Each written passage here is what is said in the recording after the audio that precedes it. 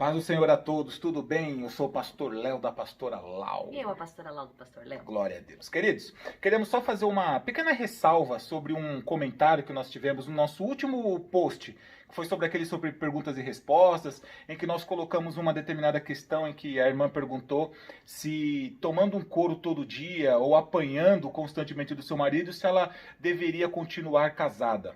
E aí nós colocamos que não, que ela deveria separar sim, deveria buscar os seus direitos na justiça sim, colocar a Lei Maria da Penha em prática, mas é claro que antes disso seria a última decisão a ser tomada. Antes disso deveria procurar uma ajuda, entender por que aquela violência dentro do seu casamento estava existindo. E aí nos pareceu um comentário, que inclusive já foi deletado pela própria pessoa, nos questionando, nossa, mas vocês não são os pastores que falam sobre casamento, sobre união? Como é que vocês indicam para uma pessoa se separar? É nessas horas que a gente vê o tamanho do egoísmo do ser humano. Quer dizer, então, que a pessoa pode tomar couro, pode apanhar todo dia, sair roxa com uma costela quebrada e permanecer no casamento? Faça-me o favor, né? Então tem que tomar muito cuidado, às vezes tem alguns posicionamentos que, é claro, vai de cada pessoa. Mas nós não entendemos que a violência, tanto como a gente já destacou, quanto física e quanto moral ou emocional, deve ser mantida. Uma pessoa não nasceu para ser escravizada debaixo de um ambiente de violência. Então a gente está fazendo a ressalva no seguinte aspecto: uma pessoa que e tem os seus direitos violados, uma vez que ela é uma cidadã, os seus direitos devem ser preservados. Então a gente está falando tanto da lei de Deus quanto da lei dos homens. A palavra nos ensina que nós estamos sujeitos. Então a gente observa, não é que nós vamos obedecer tudo, mas a gente observa as leis. E uma das leis é a violência contra a mulher, ela não é tolerada. Então eu creio num Deus que, além de muito amoroso, também é justo.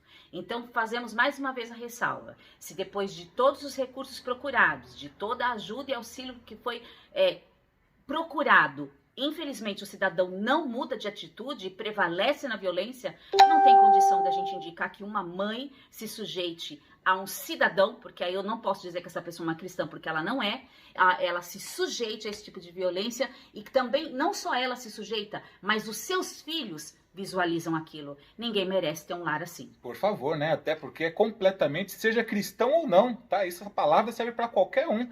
Principalmente para aqueles que conhecem a palavra, daqueles diversos sobre Efésios, sobre Timóteo, aquele que não cuida da tua casa, dar a sua vida, infiel, né? Dar a sua vida pela sua esposa, o amor à esposa, amar a igreja, a sua esposa, assim como Cristo ama a igreja.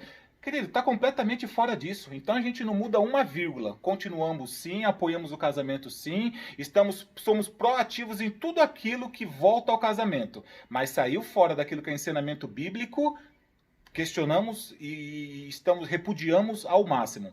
E para não ficar nas minhas palavras apenas, dá uma olhadinha nessa reportagem que a gente coletou agora recentemente do Fala Brasil sobre a questão da violência doméstica dentro dos relacionamentos, dentro da vida familiar. Fica na paz e até a próxima. Valeu. A Record TV teve acesso com exclusividade aos números assustadores sobre a violência no Brasil. Durante a pandemia, 8 mulheres foram atacadas por minuto no país. Sem falar nas ameaças, nas agressões psicológicas, verbais. Uma pesquisa do Fórum Brasileiro de Segurança Pública aponta que, desde os primeiros meses de isolamento social, houve um aumento nesse tipo de crime. Só no ano passado, 17 milhões de brasileiras foram vítimas de agressões no país. E quase metade delas não faz nada, não registra boletim de ocorrência e nem procura ajuda. Simplesmente eu vou quebrar tua cara e vou matar vocês duas. É forte ouvir isso, né? Imagina pra ela. A outra pessoa era a própria filha do agressor, de 6 anos. Essa história é longa. Foi em 2013. E o que ele fez? Ele me empurrou, me machucou toda. Ela estava grávida, mas criou coragem e acabou. A menina nasceu e se reaproximaram. Aprontou de novo, gritou, e eu falei, não dá mais. Aí ficou afastado. Aí arrumou serviço, foi pro norte. Recentemente ele voltou. Pediu para ficar na casa dela até arrumar um serviço. Lugar simples, pequeno, no Capão Redondo, periferia de São Paulo. Ela deixou. Até falou assim, ó, tem a possibilidade que eu não vou mais aprontar, né? Com 2 semanas, 6 horas da tarde, ele bebeu. Com 11 horas da noite, chegou transtornado em casa, bateu na geladeira, começou a xingar.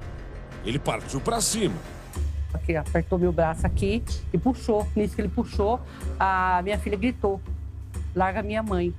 Aí ele falou assim, eu não tô fazendo nada com ela, você tava pensando o quê? Aí ela falou assim, não, pai, mas não é pra machucar minha mãe, você sai daqui também, porque eu vou te pegar. Aí ela correu pro quarto. Ela tentou o 190, não completava a ligação, sinal ruim. E ele zombando. Ele falou, não adianta você ligar, porque eles não vão vir socorrer. Eu pensei, pô, agora pra que eu vou pedir socorro?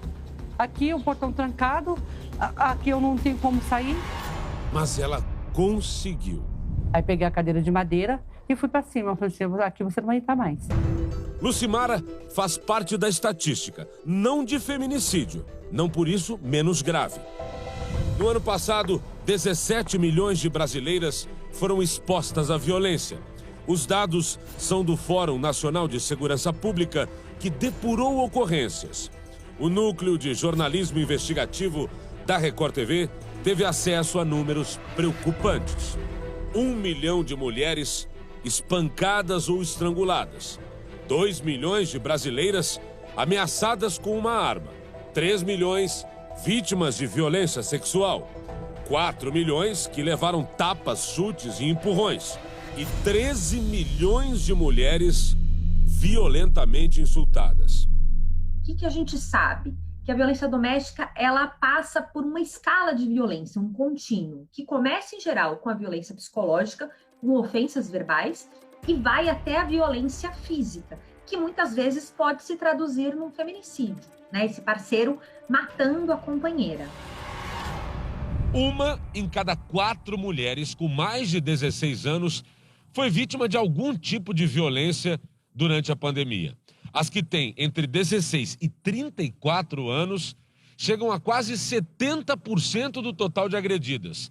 Boa parte no ambiente doméstico ou por uma pessoa conhecida.